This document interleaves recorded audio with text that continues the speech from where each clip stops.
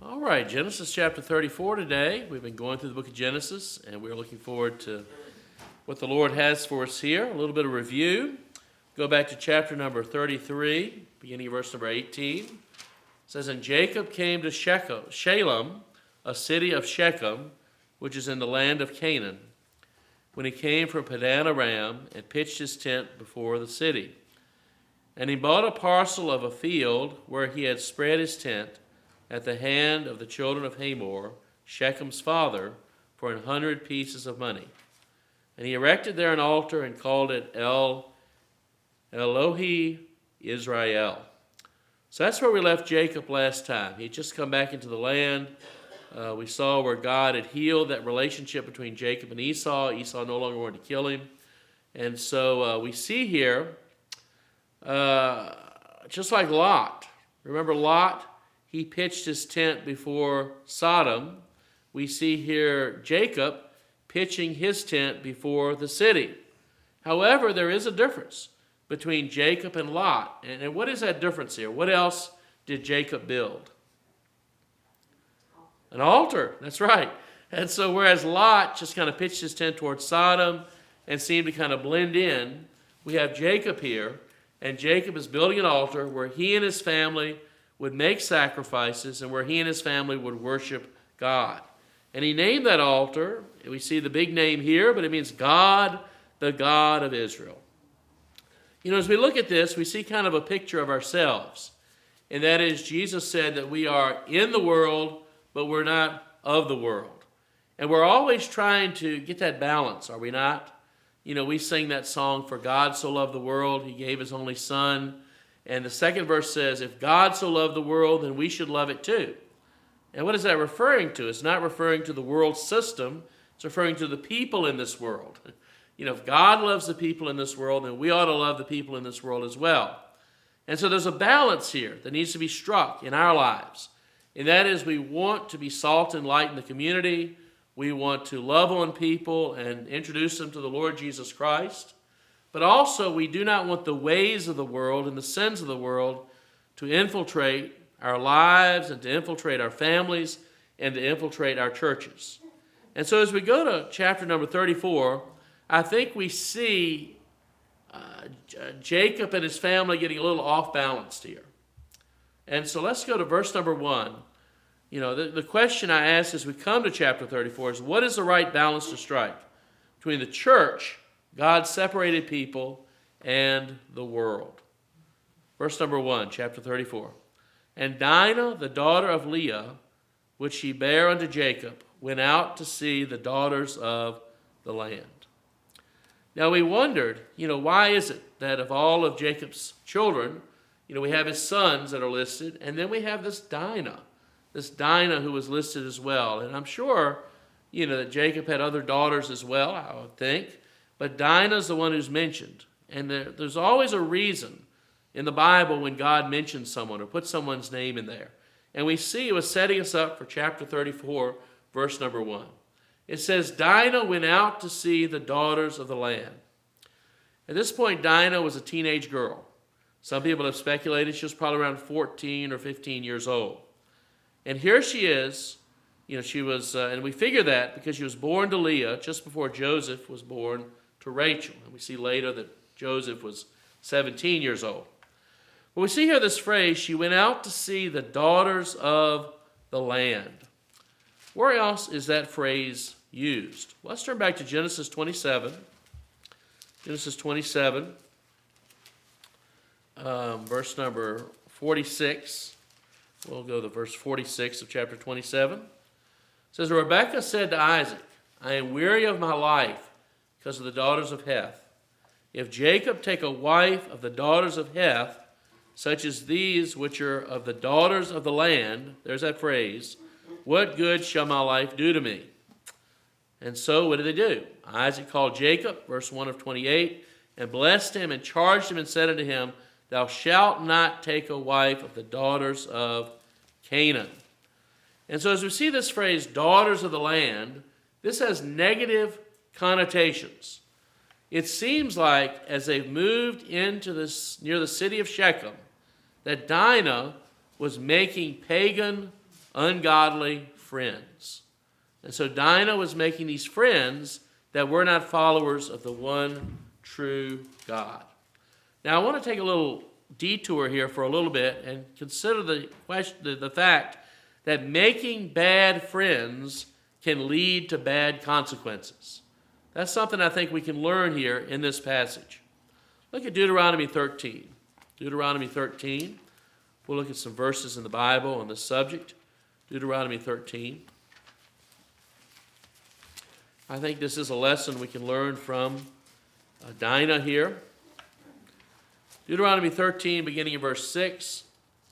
If thy brother, the son of thy mother, or thy son, or thy daughter, or the wife of thy bosom, or thy friend, which is as thine own soul, entice thee secretly, saying, let us go and serve other gods, which thou hast not known, thou nor thy fathers, namely the gods of the people which are round about you, nigh unto thee, or far off from thee, from the one end of the earth even unto the other end of the earth.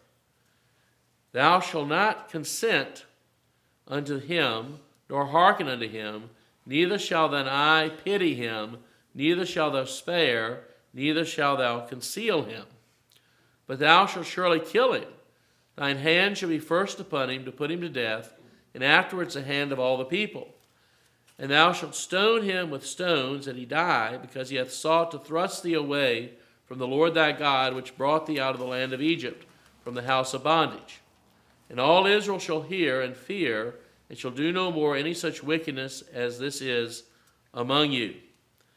Now, we don't live under these Old Testament laws here, but we do see it was a very strict penalty.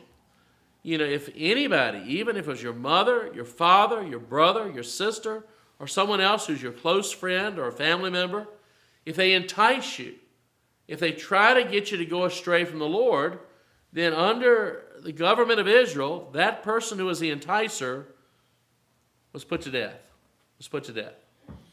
And we see that we as a church are not called as a civil organization, a civil government, to implement the civil laws of the Old Testament. But we do see in looking at these civil laws the sorts of sins that God took seriously and God would judge. And one of those was people who would try to take people away from the faith of the one and true God. Proverbs chapter 1. Let's look at Proverbs chapter 1. As we consider Dinah going out among the daughters of the land. Proverbs chapter 1. Beginning in verse number 10. Verse number 10 through verse 19. Says, my son, Solomon writing under inspiration of God's Spirit, to his son, if sinners entice thee, consent thou not. If they say, come with us, let us lay wait for blood, let us lurk privately for the innocent without cause. Let us swallow them up alive as the grave, and whole as those that go down into the pit. We shall find all precious substance. We shall fill our houses with spoil. Cast in thy lot among us. Let us all have one purse. And so this is a band of thieves, is it not? Come join us. We're going to, maybe attack this caravan or whatever, and we're going to divide the spoils that we all get. Verse 15, my son, walk not thou in the way with them, refrain thy foot from their path. For their feet run to evil, and make haste to shed blood. Surely in vain the net is spread in the sight of any bird. And they lay wait for their own blood, they lurk privately for their own lives. So are the ways of everyone that is greedy of gain, which taketh away the life of the owners thereof. And so we see this way to apply it is we should not be greedy, we should not want to get gain at any cost. But we also see another principle here, and that is watch out who your friends are. I like what someone said, you show me your friends, I'll show you your future. And that is a principle here. Don't hang around the wrong crowd lest they corrupt you, lest they cause you to come to ruin. Chapter 4 of Proverbs, verses 14 through 19. Chapter 4, 14 through 19 of Proverbs. Enter not into the path of the wicked, and go not in the way of evil men. Avoid it, pass not by it, turn from it and pass away. For they sleep not, except they have done mischief, and their sleep is taken away, unless it cause some to fall. For they eat the bread of wickedness and drink the wine of violence. But the path of the just is as a shining light that shineth more and more into the perfect day. The way of the wicked is as darkness. They know not at what they stumble. What is Solomon once again saying here to his son? He's saying, stay away from having close relationships with the wicked. You're going to be drawn into this thing, and you're going to suffer the same evil consequences that they suffer. Proverbs 22. It's a big deal, is it not? In this instruction manual for life given to us by God, the book of Proverbs, chapter 22, verses 24 and 25. Make no friendship with an angry man, and with a furious man thou shalt not go, lest thou learn his ways and get a snare to thy soul. And so as we think about the angry man, you could probably put any sin right in that blank instead of angry. You know, the lustful man, the greedy man, whatever, the sin you want to put in there. Stay away lest you corrupt your own soul. As I think about people who had bad friends, I think especially of a man named Amnon in the Bible. Maybe you've heard of Amnon. Over in 2 Samuel, chapter number 13, 2 Samuel 13, Amnon was one of the many children of David, and David had many wives, not as many as Solomon, but he had many wives, and Amnon was one of the children by one of his wives. And it says here, verse number 1, 2 Samuel 13, and it came to pass after this that Absalom the son of David had a fair sister, whose name was Tamar. And Amnon the son of David loved her. And Amnon was so vexed that he fell sick for his sister Tamar, for she was a virgin, and Amnon thought it hard for him to do anything to her. But Amnon had a friend. Now, if I was a old school independent Baptist evangelist, I could just run with that phrase. And Amnon had a friend. But Amnon had a friend. And did this friend help him or did this friend hurt him? Let's see. Whose name was Jonadab, the son of Shemiah, David's brother. And Jonadab was a very subtle man. And he said unto him, Why art thou, being the king's son, lean from day to day? Wilt thou not tell me?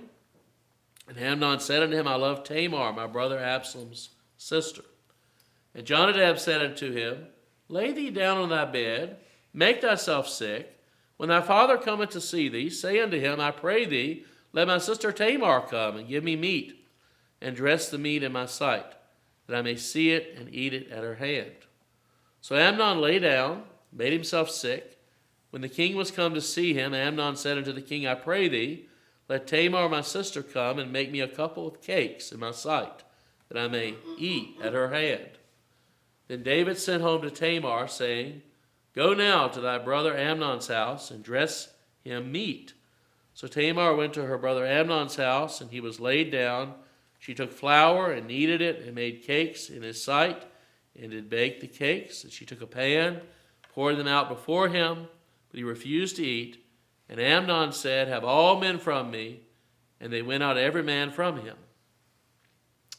And then what we see here is, and Amnon said to Tamar, Bring the meat into the chamber, that I may eat of thine hand. Tamar took the cakes which she had made, brought them into the chamber of Amnon her brother.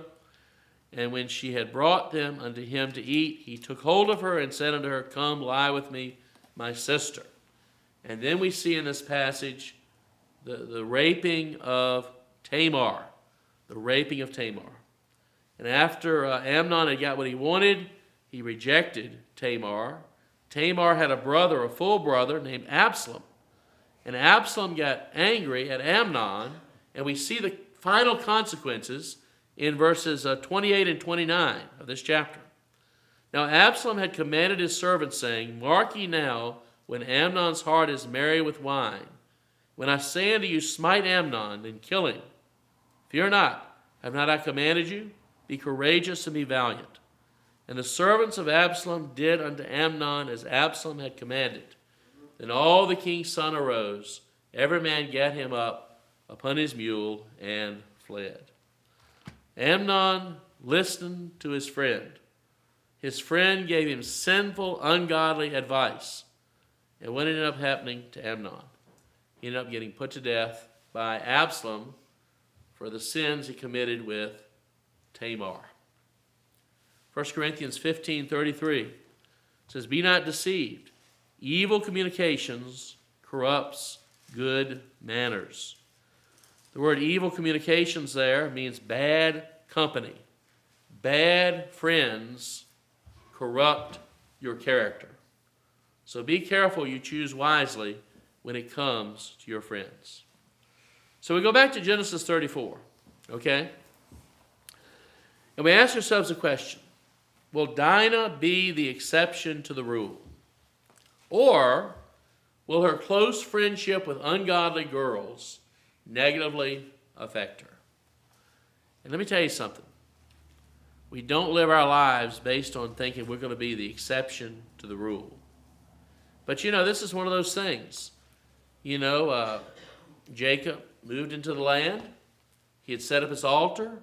They would gather every Sabbath to sacrifice and worship God. And as he looked at his little 14-year-old daughter, he probably thought, she comes to worship. She loves the Lord. She loves Jehovah. And she can be a witness to her friends.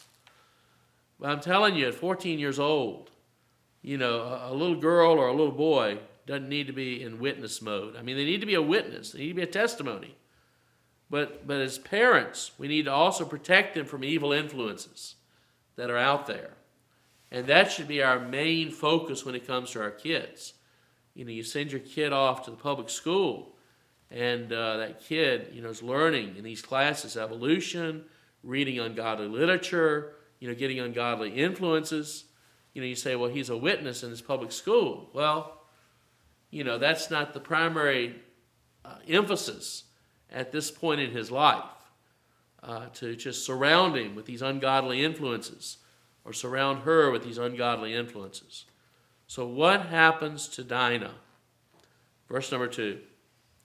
And when Shechem, the son of Hamor the Hivite, prince of the country, saw her, he took her, he lay with her, and defiled her. Shechem, the son of Hamor the Hivite, prince of the country. Hamor was a Hivite chieftain. His son Shechem was the prince. This guy Shechem, he saw Dinah, he took Dinah, and he lay with her, he had sexual relations with her, and thereby defiled her. Now I want to, one of the things that people say often is unsaved people are going to do what unsaved people do. And I am going to, as we look at Shechem, it was understood in his culture that he, as the prince, could have any woman he wanted. And of all the girls that he saw there, he saw this girl Dinah, a 14 or 15-year-old girl. Now, we think of that and we think about age of consent, and we think about in Virginia, you can't get married till you're 18 and stuff like that. But in that culture, Mary, the mother of Jesus, may have been a 14, 15, or 16-year-old girl even. And that's, 1,500 or so years later. And so in this culture, this Hivite culture, this was probably not an unusual thing. In fact, in this Hivite culture, it could be that any of these young ladies would have been honored to have been the chieftain's son's wife. And so what I'm saying is the culture of God's people is always different from the culture of the world. We're always at odds with each other. what the culture calls conversion therapy, for instance, where someone says, well, I'm attracted to someone of the same gender, and let's say a pastor or a Christian counselor says, let's work through this. This is not God's way. Through the power of the Lord Jesus Christ, we can overcome this sinful desire in your life. The world would say what? Well, that's abuse. This person has same-sex desires. Therefore, for you to try to change that is to abuse this person and not allow this person to be who he is. So the world and God's people have always had different values. And so I think in this culture, the Hivite culture, this was probably no big deal. And like I said, perhaps even the other girls would have been jealous. However, that is not the case with God's people. God's people live by higher laws, by higher standards than the people of this world. And we need to remember that. Just because a Supreme Court, just because a legislature says something is okay or something is legal, that does not mean that we as God's people submit to that same value system. So in verses 3 and 4, this is why I give Shechem the benefit of the doubt here. Because look at verses 3 and 4. And his soul clave unto Dinah, the daughter of Jacob. And he loved the damsel, and spake kindly unto the damsel. And Shechem spake unto his father Hamor, saying, Get me this damsel to wife. Shechem truly loved Dinah. Shechem speaks very kindly to Dinah. And he does as they do in that culture. He asks his father to work it out so that Dinah can become his wife. Well, we come to verse number 5. And this is where I think things fell apart. It says, And Jacob heard that he had defiled Dinah his daughter. Now his sons were with his cattle in the field. And Jacob did what?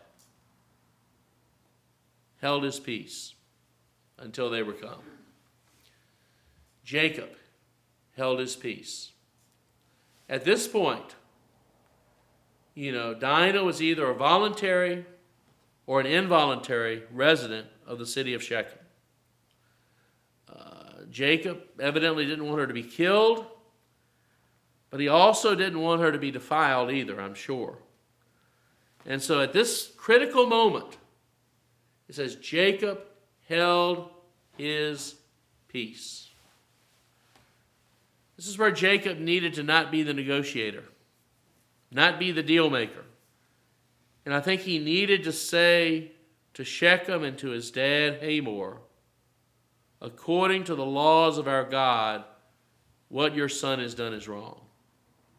And we want my daughter Dinah back.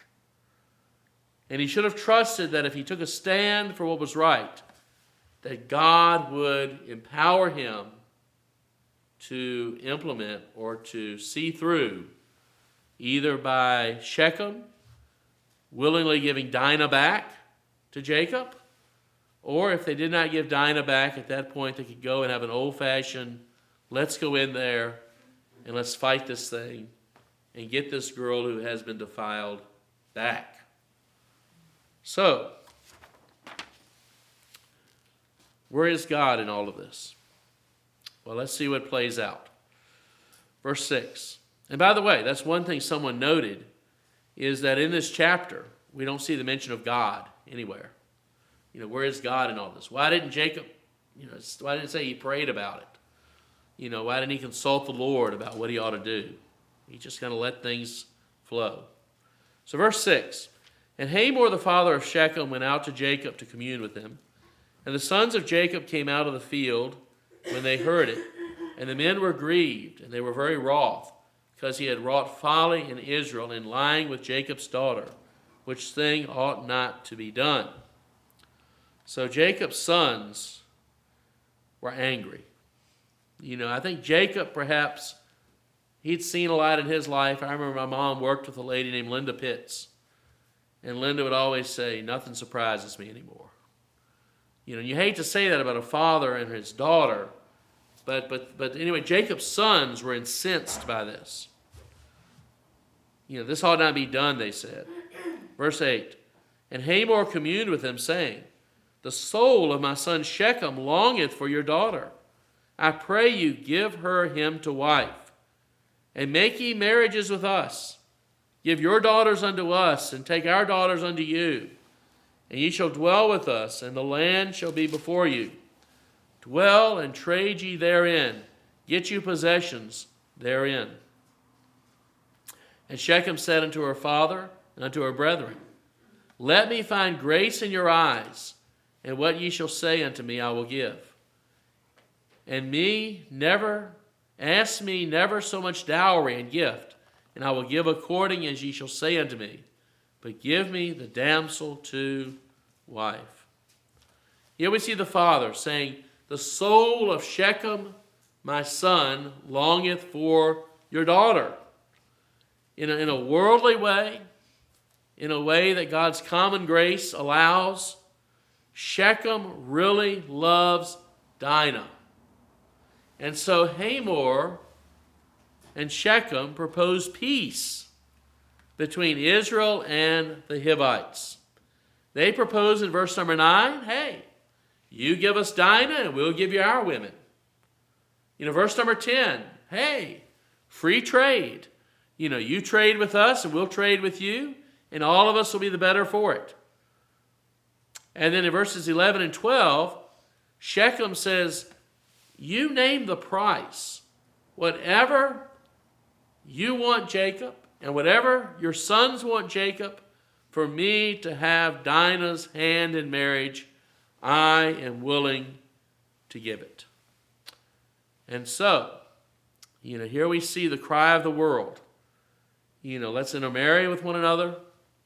Let's do business together. Let's all be just one. Let's all be friends. And this is an instance where the devil is trying to tear down the wall between God's people and the people of the world.